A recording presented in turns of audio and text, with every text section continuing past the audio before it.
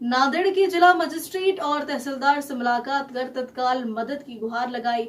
मालकोली जी नांदेड़ में एक आत्महत्या पीड़ित के परिवार को हार्दिक सहायता प्रदान की। उन्होंने उन 4 अनाथ लड़कियों की शिक्षा का जिम्मा अपने ऊपर लिया जिन्होंने अपने पिता का आशियाना खो दिया था। जनप्रतिनिधि न होते हुए भी काबसे मामा लोगों के मन में एक कुशल नेता के रूप में स्थापित हुए। गरीबी के प्रति उनकी चेतना, विनम्र स्वभाव और ईमानदारी ने जनता का विश्वास जीता। किसान के बांध पर धैर्य का हाथ और समर्थन के शब्द पड़े। पुणे में एक सफल व्यवसायी, लेकिन उनकी जड़ें लोह तालुका से मजबूती से जड़ी हुई है। आजाद समूह के माध्यम से सामाजिक कार्यों की एक बुलंद आवाज उठाई गई है। आइए देखते हैं आजाद समूह के आजाद नेता भीमाशंकर मामा कापसे से खास बातचीत में। पण सर्वसाधारण माणसांनी कुठल्याही मी पण सर्वसाधारण आहे. मी त्यांच्यातलाच आहे. पण ह्या मोठ्या लोकांना म्हणजे मी तुम्हाला सांगितलं, नाव बी घेऊन सांगितलं. एकनाथ दादा असतील, चिखलीकर साहेब असतील, अजून कोणी मोठे नेते असतील. हे खूप मातब्बर नेते आहेत. यांच्या लेव्हलचे आपण नाहीत, त्यांच्यावर बोलण्याचे इतके मोठे नाहीत. हे लोकांनी समजून घ्यायला पाहिजे.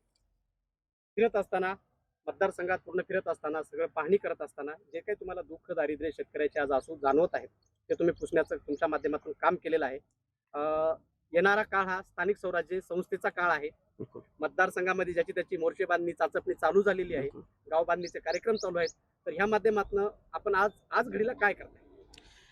सर, आज घडीला माझ्या हातात जे आहे ते मी करतोय. निवडणूक ही लोकशाहीनं बाबासाहेबांनी दिलेला तुम्हाला अधिकार आहे.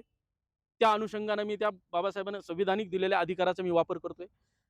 निवडणूक म्हणलं की जय पराजय दोन्ही गोष्टी सोबतच असतात. त्याच्यामुळं जय होईल पराजय होईल ह्या गोष्टीची मला चिंता नाहीये. प्रामाणिकपणे जे सामाजिक क्षेत्रात काम करतोय मी, थोडंसं त्याला मोठं स्वरूप द्यावं ह्या प्रामाणिक हेतू घेऊन मी लोकांसमोर जात आहे. आणि लोकांनी मला स्वीकारलं तर मी तर राजकीय त्याला सपोर्ट घेऊन त्यांची मदत करेल. आणि जर नाही स्वीकारलं तर मी माझं सामाजिक काम पुढे भविष्यात चालू ठेवेल. पक्ष काय असेल साहेब भविष्यातला? पक्ष अजून मी निवडला नाहीये.